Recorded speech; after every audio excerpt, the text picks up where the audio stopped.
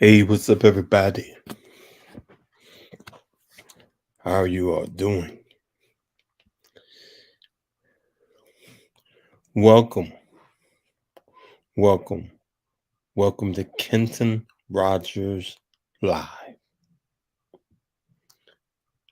It's the first time, and then I'm back. Some of you may have seen me before. Um, doing shows. And tonight I just wanted to pop on to share with you all, to say hello, to reintroduce myself, because I'm not the same person I was. Yes, I'm the same person, but there's a lot that I have gone through, that I've experienced, that has changed my life. I'm growing. And I just wanted to come on tonight because I'll be starting to come on.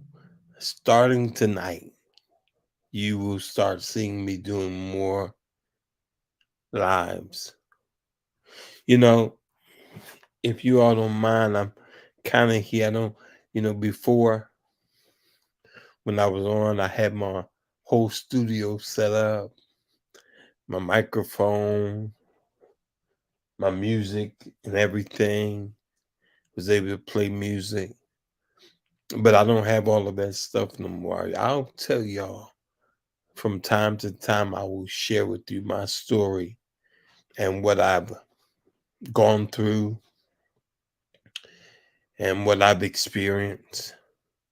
Tonight, I just wanted to come on to let you all to say a few things, just randomly have conversation, and to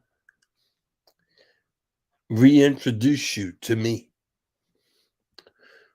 So I'll share with you things that have happened in my past. And they say hindsight is 2020. So I'm actually been working on writing a book, which I haven't completed because if I'll be honest with you, book writing just isn't my thing. How about that? Book writing ain't necessarily my thing. I was a singer. That's where I come from. I come with a background of singing and preaching and talking and all of that stuff, not necessarily being a book writer. But I know that I know I need to write. I don't want to leave this earth and not leave information behind as the part of my legacy. And I heard Miles Monroe speak on. He may have got it from someplace else, but talked about the wealthiest place in the world being the cemetery because there are books that have never been written and songs that were never sang and so on and so on. You know, I don't want that to be the case as far as I'm concerned. So I definitely know what I need to do. I need to get built back up and get my studio in place and get my green screen, and it'll help. But hey, I'm gonna start with what I have. And so to introduce you all to this platform tonight is what I wanted to do. And I'm good, you know, I'm good. I'm gonna do my best when I come on to speak in such a way where people can hear what I say and not be focused on so much the way I'm saying it. Sometimes I'm very, very passionate, you know, and in my past, having talking very passionately and very strong, sometimes, sometimes people get caught up in the way I've said things, which distracts them from what I'm saying. And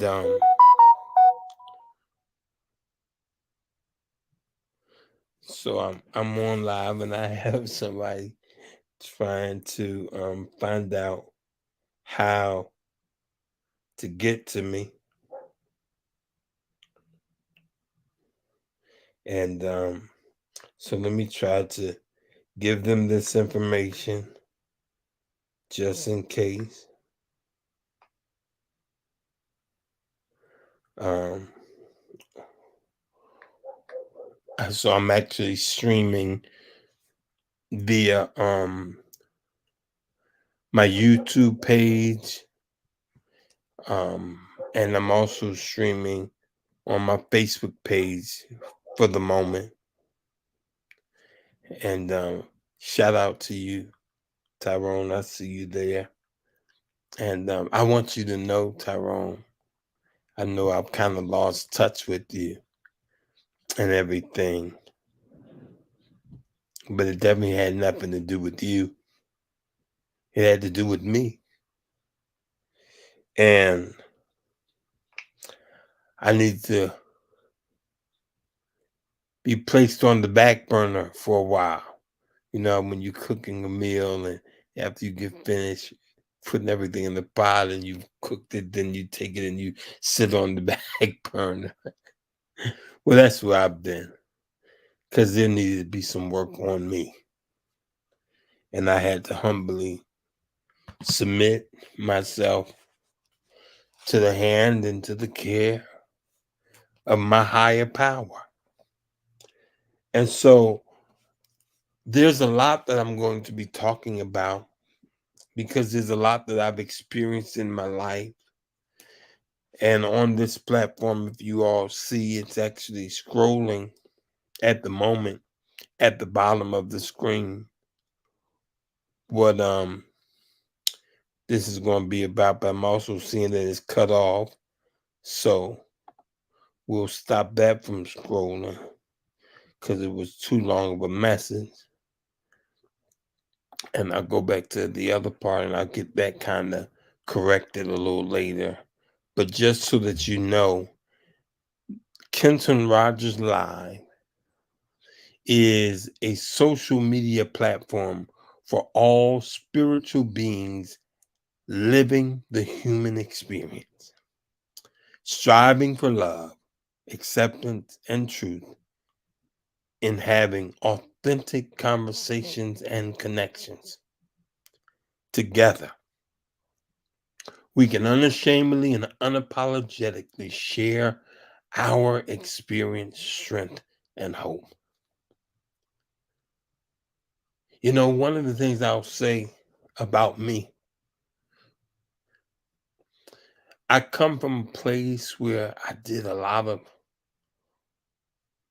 focusing. At one point, I was really focused on just loving people and and spreading and perpetuating a message of love and truth and unconditional love of God and acceptance of all people. And then at some point, I kind of lost my way, you know. And there's a verse in one of my favorite books that kind of talks about, you know, not trying to pull the splinter out of someone else's eye when you have a beam in yours. We're living in a period of time where so many of us focus on everybody else, where people are benefiting off of exposing everybody else and wanting to clean up everybody else, but not focusing on themselves. And so I'm not going to tell you that I'm never going to do that, because I'm human and I'm not perfect. But what I definitely do want to say is I want to really make this about sharing about my ish, you know, about my stuff, the bad decisions that I made, and that how I've grown in hindsight. I haven't made all the best decisions in my life.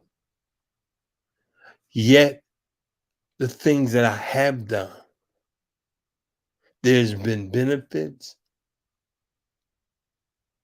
there have been rewards, and what I would call consequences.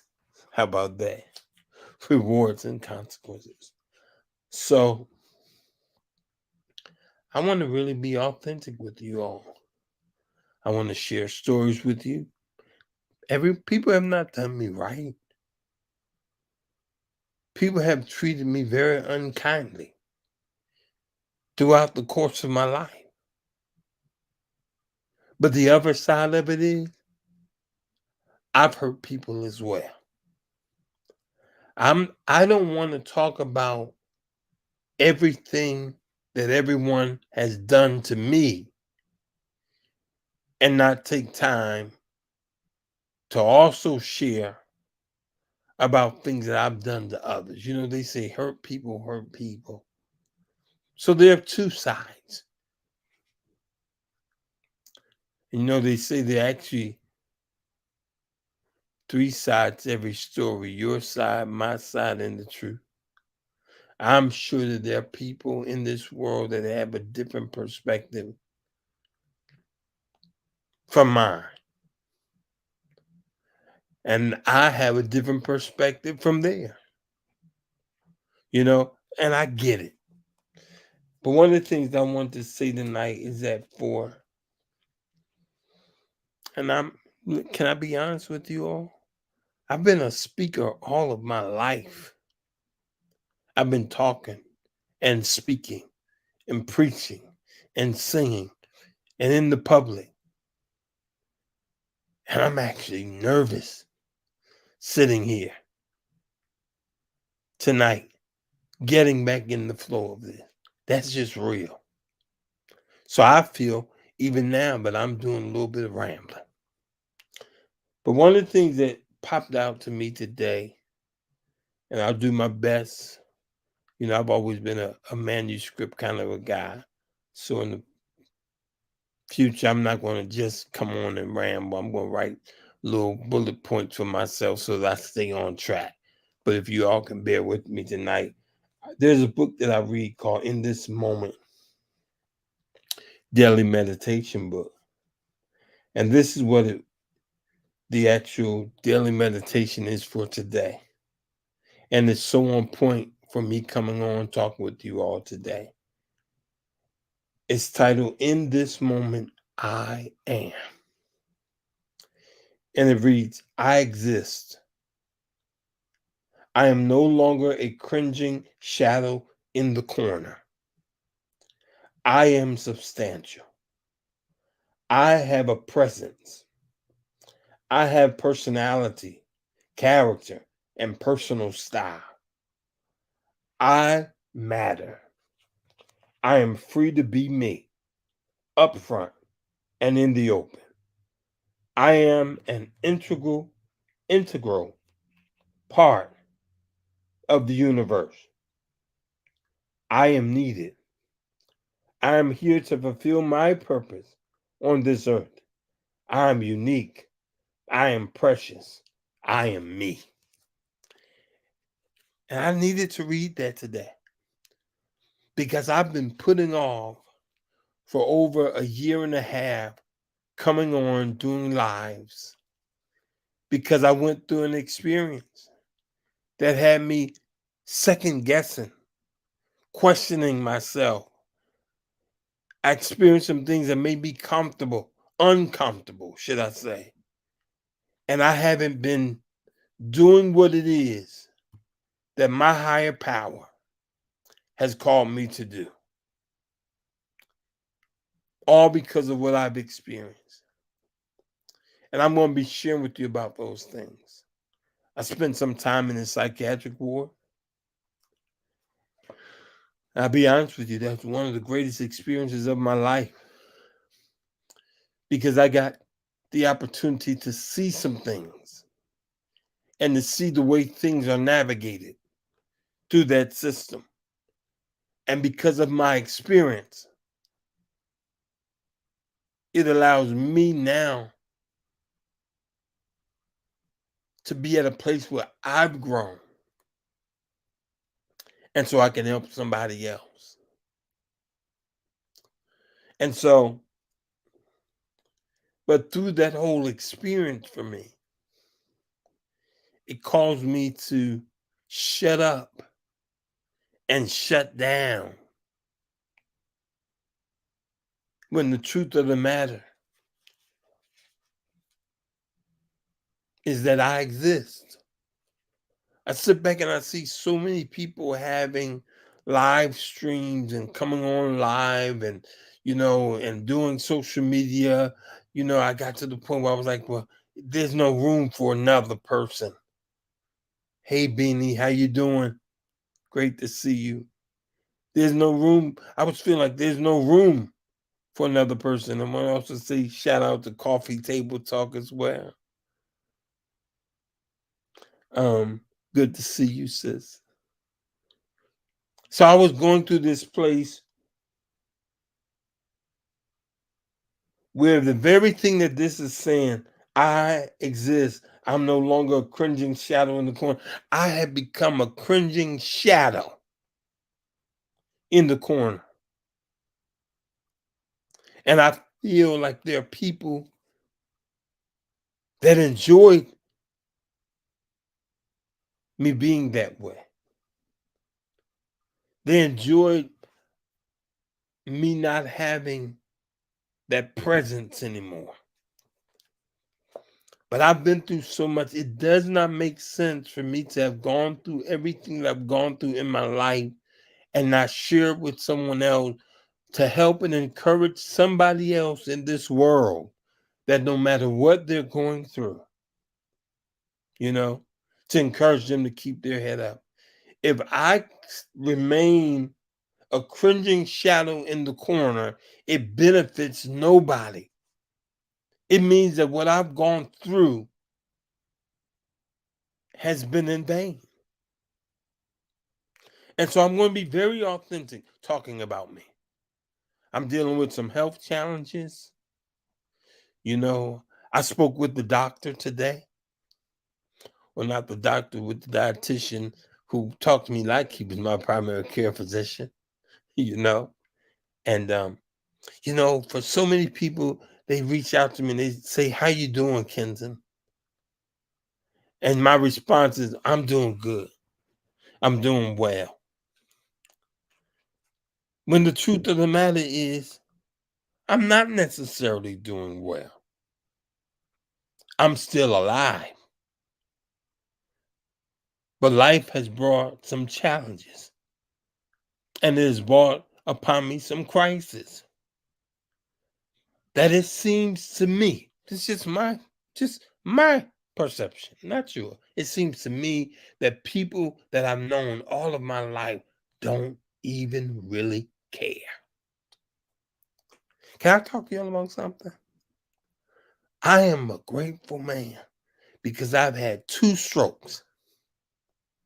I've had 2 strokes. And most people, hey, what's up, Dwight? What's up, Shantae? Most people haven't even thought about the fact that I have been a singer all of my life, and that is how I survived as a singer. I've traveled the world singing, recording, and all that stuff. And I had a second stroke, And that second stroke was like a major crisis. I'll talk about that more at another period of time, but it was a big crisis for me. You know why? Because I no longer can sing the songs that I recorded.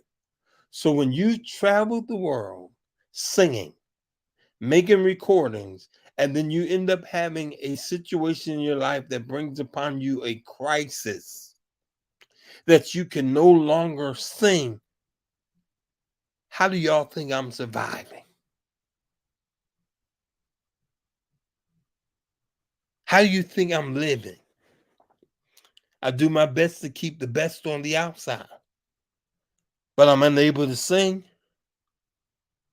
The calls don't come in for me to do it. And then when people ask me to come, you know, the reality of it is that I can't do what I used to do.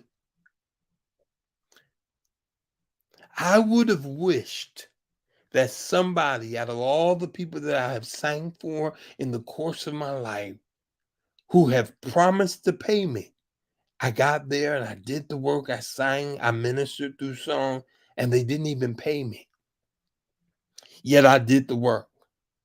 I would think that out of all the gospel recording artists that I have known that have been my colleagues, that they would have come together and say, how is our brother surviving? But that's not been the case. But I'm still here. But it's been rough. I'm not going to tell you that it's been rough. But I'm not here to play victim. Trust me. I'm here to just share my story. There was something that I read tonight before I came on. I read it yesterday. I want to say I found it on Quora. And this is what I'm gonna share tonight, and then I'm not expecting you all to just stay for hours and hours. Everyone has time to listen and be here. This takes up your time. And so I don't want to hold you spinning up and taking a bunch of your time at one time. But what I do want to do is I want to share with you all this piece and give y'all something to think about as I close tonight. And I'll be coming back on. It reads like this. It says, she asked him, how much are you selling the eggs for?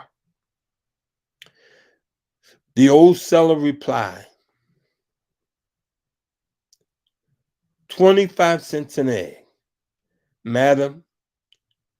And she said to him, I will take 6 eggs for $1.25 or I will leave. The old seller replied, come take them at the price you want. Maybe this is a good beginning because I have not been able to sell even a single egg today. She took the eggs and walked away, feeling has won.